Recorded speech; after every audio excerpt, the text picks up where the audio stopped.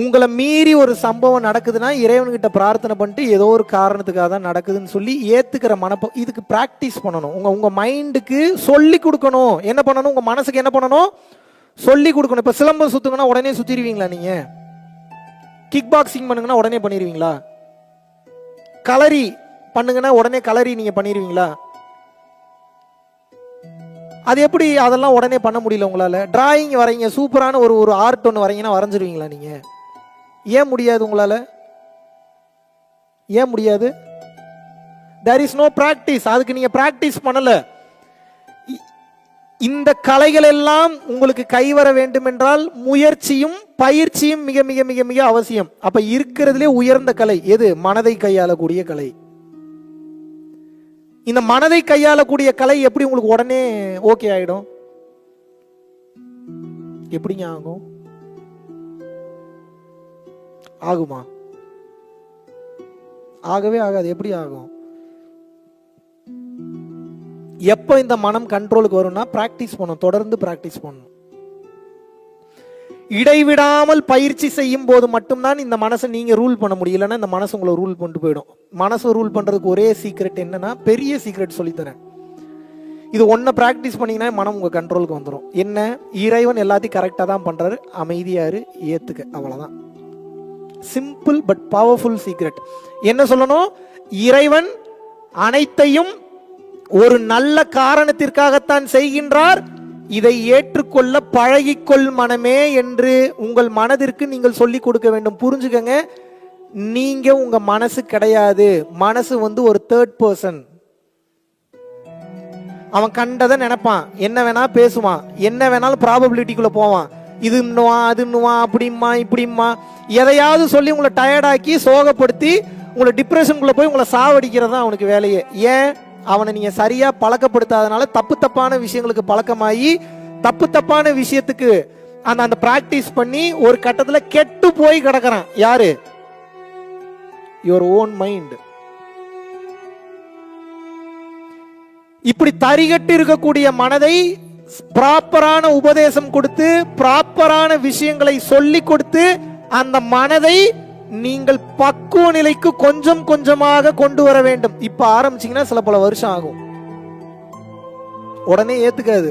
உங்க புள்ள நீங்க சொல்றதை கேட்க மாட்டான், ஊர் சுத்துவான், உங்க பொண்டாட்டி கேட்க மாட்டாங்க, உங்க ஒர்க் பிளேஸ்ல நீங்க சொல்றது உங்களுடைய டீம் லீடரோ இல்ல உங்களை சார்ந்து இருக்கிறவங்கள கேட்க மாட்டாங்க, உங்க மேனேஜர் கேட்க மாட்டாங்க, கோபம் வரும்.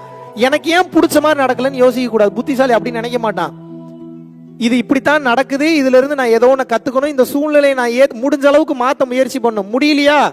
அது மிகப்பெரிய தவறா இருக்குன்னா எங்க சொன்னா சரியாகுமோ அங்க போய் சொல்லணும். அதுவும் முடியலையா? அவன் சொல்லி அவனுக்கு இருக்கு பையனாதான் இருக்கான், அவனும் பெரிய திருடனா இருக்கானா என்ன பண்ணுவீங்க? நீங்களும் திருடனா மாறிடலாமா? நீங்க சரியான நபரா இருக்கணும், ஆனா நடிக்கணும். அவங்களுக்கு பிடிச்ச மாதிரி ஒர்க் பண்ற மாதிரி நடிச்சு உங்கள் மனதை சரணாகதி செய்ய கற்றுக்கொள்ள வேண்டும். எப்ப சரண்டர் பண்றீங்களோ உங்களுக்கு பீஸ் ஆட்டோமேட்டிக்காவே கிடைச்சிடும். இப்படித்தான் வாழணும். சிம்பிள் மேட்டர் இந்த மனசை அடக்கிறது. மூச்சு பயிற்சி பண்ணி யோக பயிற்சி பண்ணீங்கன்னா கூட லேட் ஆகும். கரெக்டா தான் நடக்குது. ஏத்துக்கின்ற பக்குவத்தை மட்டும் வளர்த்துங்க. ஏங்க, இறைவனுக்கு அறிவு இருக்கா இல்லையா? இருக்கா இல்லையா? இறைவனுக்கு பவர் இருக்கா இல்லையா? இருக்கு. இறைவன் தான் அத்தனையும் படைச்சிருக்கிறாருங்க. அதுக்கு பேர் இறைவன் வச்சுக்கோங்க, இயற்கைன்னு வச்சுக்கோங்க, சுப்ரீம் பவர்னு வச்சுக்கோங்க, பேர் என்ன வேணாலும் வச்சுக்கோங்க.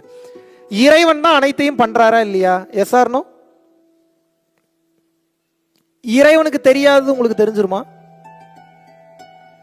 உங்க அறிவு சின்ன அறிவா, இறைவனோட பெரிய அறிவா? அப்ப ஏன் இறைவன் நடத்துறத மட்டும் ஏத்துக்க மாட்டீங்க?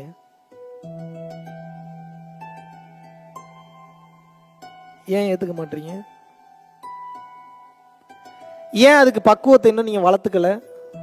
ஏன் கஷ்டமா இருக்கு? ஏன் கவலையா இருக்கு? மனம் ஏன் ஏத்துக்க மாட்டேங்குது?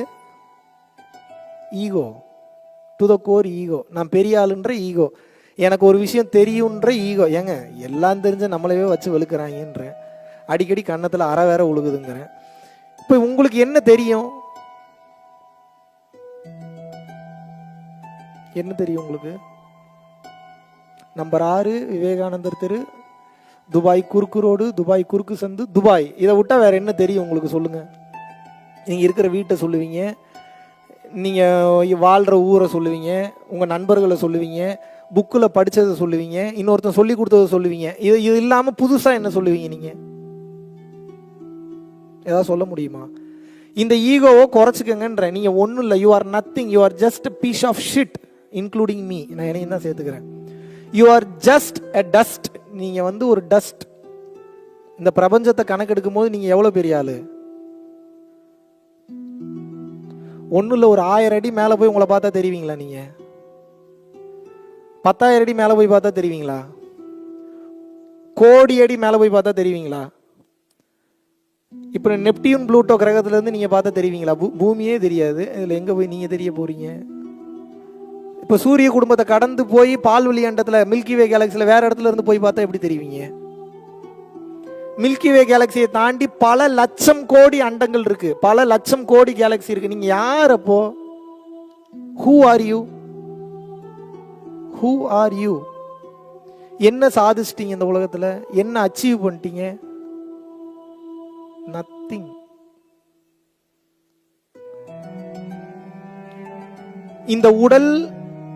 இந்த உடலின் மூலியமாக நமக்கு அமைந்த 5 புலன்கள், மெய், வாய், கண், மூக்கு, செவி. உடலின் மூலமாக கிடைக்கக்கூடிய இன்பம், வாயின் மூலமாக கிடைக்கக்கூடிய டேஸ்ட், கண் மூலியமாக பார்க்கக்கூடிய காட்சி, மூக்கு மூலியமாக நுகரக்கூடிய ஸ்மெல், காது மூலியமாக கேட்கக்கூடிய சவுண்ட். இந்த சுகங்களுக்கு உட்பட்டு வாழக்கூடிய ஒரு பாவப்பட்ட ஜீவனுக்கு பேர் மனிதன்.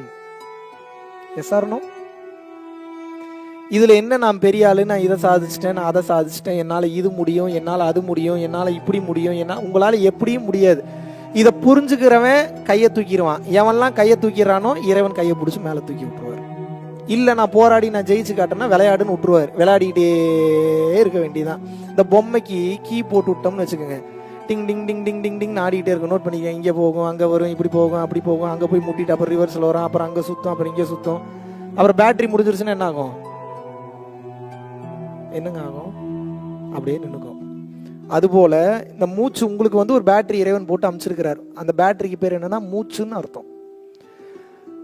52,48,58,468 மூச்சு, சும்மா ஒரு எக்ஸாம்பிளுக்கு சொல்றேன். அவ்வளவுதான் உங்களுக்கு மூச்சுன்னு உங்களுக்கு பேட்டரி போட்டு அனுப்பிட்டானா, அந்த மூச்சு மேலே கீழே போயிட்டு வர வரைக்கும் நான் தான் பெரிய ஆளு, என் பொண்டாட்டி பெரியவன், என் புருஷன் பெரியவன், என் புள்ள எவ்வளவு பெரிய ஆள் தெரியுமா, என் பேங்க் அக்கௌண்ட்ல எவ்வளவு பணம் இருக்கு தெரியுமா, அப்படியே டிங் டிங் டிங் டிங் சுத்திக்கிட்டே இருப்பீங்க. பேட்டரி முடிஞ்சிருச்சுன்னா என்ன ஆவீங்க? நின்றுவீங்களா? அப்படியே விழுந்துருவீங்க. கீழே விழுந்துட்டீங்கன்னா என்னன்னு சொல்லுவாங்க உங்களை? என் செல்லமே, என் தங்கமே, என் வைரமே, என் முத்தே, மூக்கே, உயிரே, உறவே, இப்படியா கொஞ்சம் வாங்க சார். பாடி எத்தனை மணிக்கு சார் எடுப்பீங்கன்னு கேட்பான். என்ன கேட்பான் சார்? பாடி எத்தனை மணிக்கு எடுப்பீங்க? அடுத்தடுத்து வேலை இருக்கு, அடுத்த போனோம் பக்கத்து ஏரியாவில் இருக்கு, அங்கே அதை தூக்க போனோம். அவனுக்கு பாருங்க எவ்வளோ பிஸி பாருங்க. நீங்கள் நோயே வரக்கூடாதுன்னு வேண்டுறீங்க. டாக்டருங்க பூரா பல பேருக்கு நோய் வரணும், அப்போதான் ஹாஸ்பிட்டல் நல்லா போகணும்னு வேண்டாம். நீங்கள் பிறவி இல்லாத பெருவாழ்வு வேணும்னு வேண்டுறீங்க. சுடுகாடு நடத்துகிறவன் அங்கே இருக்கிற வெட்டியெல்லாம் இன்னைக்கு குறைஞ்ச ஒரு 10 பணமாவது வந்துடணும்னு வேண்டான். இறைவன் பாவம் மண்டையை பிச்சுட்டு சுத்துறாரு. நான் இப்போ யாருக்கு அருள் செய்கிறது? இப்போ உயிரோட வைக்கணுமா, கொல்லணுமா, நோயை கொடுக்கணுமா, வேண்டாமா? இறைவன் கன்ஃபியூஸ் ஆகிட்டார், கடுப்பாயிட்டார். போங்கடா, உங்களை என்னென்னடா கேட்பீங்க, நீங்கள் என்னென்னமோ கேட்குறீங்க, எத்தனையை தாண்டா நான் கொடுக்குறேன். கடவுளை கன்ஃபியூஸ் பண்ணி விட்டீங்க. இதனால தான் சொல்கிறேன், நீங்கள் ஒன்றுமே இல்லை இந்த உலகத்தில், ஒன்றுமே இல்லாத இந்த உலகத்தில் யூ ஆர் நத்திங். கையை தூக்கிட்டு சரண்டர் ஆயிருங்க.